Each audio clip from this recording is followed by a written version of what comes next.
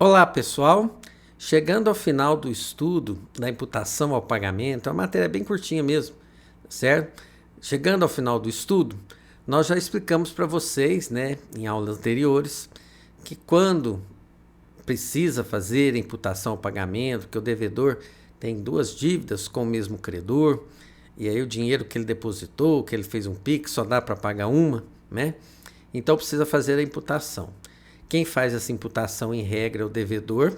Se o devedor não faz, isso passa para as mãos do credor. E o credor precisa fazer essa imputação porque ele precisa emitir um recibo, uma quitação. E ele precisa especificar qual a dívida que está sendo paga. Mas vamos imaginar que nem o devedor e nem o credor aqui fizeram essa imputação. E aí o devedor, lógico, está esperando a sua quitação. Nesse caso, pessoal, a lei vai fazer essa imputação. Isso até a gente já sabia, nós tínhamos falado isso mais de uma vez nas aulas anteriores. O que a gente não comentou eram os critérios. Quais os critérios usados pelo legislador para fazer essa imputação em pagamento? O primeiro critério é as dívidas vencidas primeiro. Então, aquelas que se venceram há mais tempo serão quitadas em detrimento das mais recentes. Tá bom?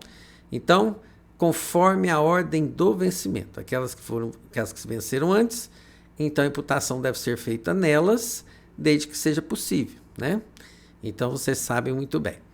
A segunda escolha é porque, vamos imaginar que nessas dívidas todas que foram vencendo, tem duas que são da mesma data.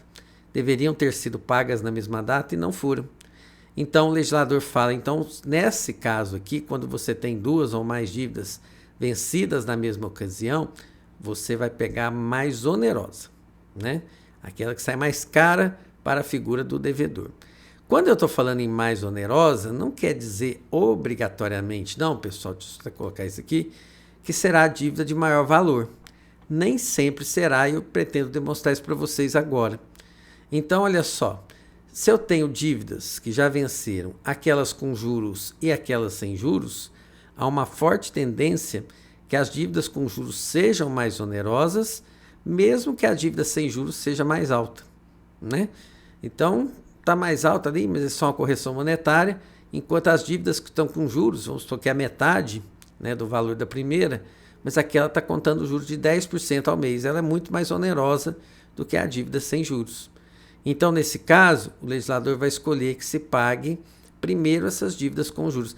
Repara que o legislador aqui pensou que a escolha do judiciário vai se dar assim como se o judiciário fosse um gestor do patrimônio alheio, Então é bem essa visão mesmo. Outro caso que nós temos, Roberto, você falou uma dívida com juros e outra sem juros, mas eu estou com um contrato aqui que tinham duas obrigações de pagar e as duas com juros. Só que uma tem juros de 2%, a outra tem juros de 10%. Então você já sabe muito bem qual que você tem que pagar primeiro. Vamos pagar aquelas dívidas que estão gerando juros maiores e depois a gente paga também essas dívidas de juros menores. Perfeito? Então, pessoal, isso está lá no 355, do Código Civil. Então, tudo que eu expliquei para vocês está aqui dentro. Se tiver alguma coisa que eu possa explicar melhor, é só me chamar. Um grande abraço para vocês, pessoal.